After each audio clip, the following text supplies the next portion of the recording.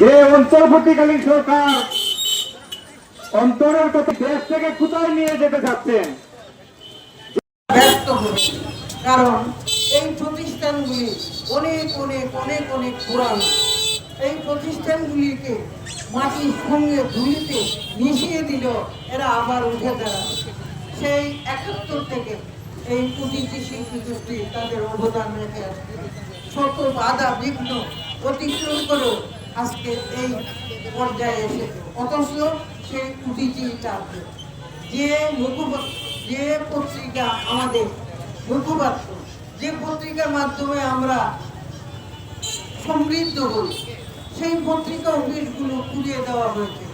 আমি বুঝতেই পারি না যে এটি কিসের আলাপ। প্রথম আলো ডেইলি স্টারের পরে ছায়ানট তস্তস করা হবে, এরপর উদীচীকে তস্তস করা হবে। আপনারা দেখলেন একের পর এক অগ্নি নির্বাক প্রত্যেকটা জায়গায় তারা আগুন জ্বালিয়ে দিল। তারা প্রথম আলো আগুন জ্বালিয়ে দিল, তারা ডেইলি স্টারে আগুন জ্বালিয়ে ডেইলি স্টারের ছাদের উপর 25 থেকে 27 জন সাংবাদিক ভাই বোনেরা ছিল, তাদেরকে পুড়িয়ে মারার চক্রান্ত করলো। তারা এখানে ফায়ার সার্ভিসকে ঢুকতে দিচ্ছিল না। এই অবস্থার প্রেক্ষিতে পরবর্তীতে তারা ছায়ানটে হামলা করে। ছায়ানট হচ্ছে সেই সংগঠন যেখান থেকে শিশুদের প্রতিভা বিকাশের জন্য সঙ্গীত শিক্ষা দেওয়া হয়। সেই সংগঠনকে তছনছ করে দেওয়ার জন্য জ্বালিয়ে পুড়িয়ে দেওয়া হলো। তারা মনে করলো এই বুঝি আমাদের মধ্য থেকে বাঙালি সংস্কৃতি ধ্বংস হয়ে গেল। এর পরের দিন উদীচী শিল্পী গোষ্ঠী একদিন সময় ছিল, আমরা প্রশাসনের সহযোগিতা চেয়েছি যে ওরা প্রকাশ্যে ঘোষণা দিচ্ছে এর পরবর্তীতে হচ্ছে উদীচীকে তারা পোড়াবে, উদীচীতে আক্রমণ করবে। কিন্তু আমরা দেখলাম প্রশাসন নির্বাক, কোনো ধরনের কোনো পদক্ষেপ তারা নিল না। পরের দিন এসে আমাদের উদীচী অফিস, আমাদের 57 বছরের যে ঐতিহ্য, আমাদের 57 বছরের যে ইতিহাস সব পুড়িয়ে ছারখার করে দিল। তারা কি ভেবেছে এই সরকারের মধ্য দিয়ে আমাদেরকে তারা স্তব্ধ করে দেবে? উদীচীকে স্তব্ধ করে দেওয়ার ক্ষমতা তাদের নেই। মৌলবাদী চক্র যারা এই চক্রান্ত করছে তাদের জেনে রাখা উচিত। আমরা রক্ত দিতে দিতে এইখানে দাঁড়িয়েছি। আজকে উদীচী কারোর রক্ত চক্রকে ভয় পায় না বলেই উদীচী বারবার এই দেশের, আপনারা দেখেছেন, একটি চক্র আমাদের সংবিধান পরিবর্তনের কথা বলেছিল, উদীচী রাস্তায় দাঁড়িয়েছে। আমাদের একটি চক্র আমাদের জাতীয় সঙ্গীত পরিবর্তনের কথা বলেছিল, উদীচী রাজপথে দাঁড়িয়েছে। সুতরাং বন্ধুগণ, আমরা প্রত্যেকে যারা মুক্তিযুদ্ধের চেতনায় বিশ্বাস করি, আমরা 1971 যারা বিশ্বাস করি, আমরা এই স্বাধীনতা সার্বভৌমত্বে যারা বিশ্বাস করি, আমরা এই পাখি বীজদের কাছে কখনোই পরাজয় বরণ করব না। আমরা আবার ঘুরে দাঁড়াবো, দ্বিগুণ উদ্যমে আমরা চলে উঠবো। এ আমার দেশ, এখানে এটাকে ধ্বংসস্তূপে পরিণত করতে দেওয়া যাবে না। আমরা এই নতুন বাংলাদেশ দেখছি, সেখানে আমরা কোথায় স্বাধীনতা দেখছি? কোথায় স্বাধীনতা? কোথায় আমরা স্বাধীনভাবে চলাফেরা করতে পারছি?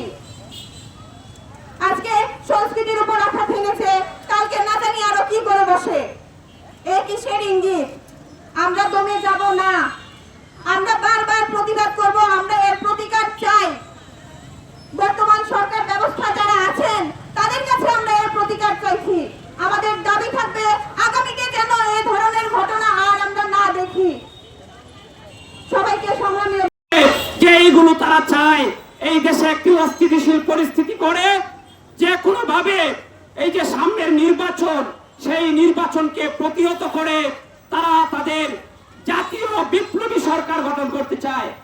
আমরা দেখেছি শহীদ ওসমান হাদির যে জানাজায়, সেই জানাজায় যে লাখো লাখো মানুষের অংশগ্রহণ, সেই অসংখ্য মানুষ তারা বলেছে, সেখানে জামাত শিবিরের কর্মীরা বলেছে যে তারা বিপ্লবী সরকার গঠন করতে চায়। এই ষড়যন্ত্রের কারণেই আজকে আমাদের বাম প্রগতিশীল সংগঠন সমূহের উপর এরকম আক্রমণ হয়েছে।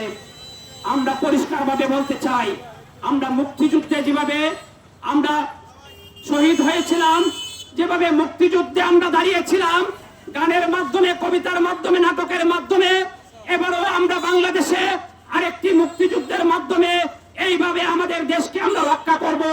এবং আমরা প্রত্যাশা করি আগামী দিনে সেই আন্দোলন সংগ্রামে উদীচী সহ এই দেশের সকল দেশপ্রেমিক জনগণ তারা অংশগ্রহণ করবে। বেরিয়ে আসছে আপনার নির্বাচনে জয়ী হয়ে এই দেশের ক্ষমতা দখল করতে চান, আপামর জনতা আপনাদেরকে সেই ক্ষমতা দিবে না, আপনাদেরকে আস্থা করে ফেলে দিবে। আমরা জনগণকে সাথে নিয়ে আপনাদেরকে প্রতিহত করব। আপনারা যে যতই বড় ক্ষমতাধর হন না কেন, আপনারা মাইক হাতে নিয়ে ঘোষণা দেন, যারা শাহবাগে আন্দোলন করে তাদেরকে বিচ্ছিন্ন করতে হবে, তাদেরকে ধ্বংস করে দিতে হবে। যারা প্রগতির কথা বলে, যারা দেশের স্বাধীনতা সার্বভৌমত্বের কথা বলে, তাদের মুখ বন্ধ করে দিতে হবে। মনে করি আজকের এই মানববন্ধন আমাদের সেই সব দুষ্কৃতিকারীদেরকে প্রকাশ্যে জনগণের সামনে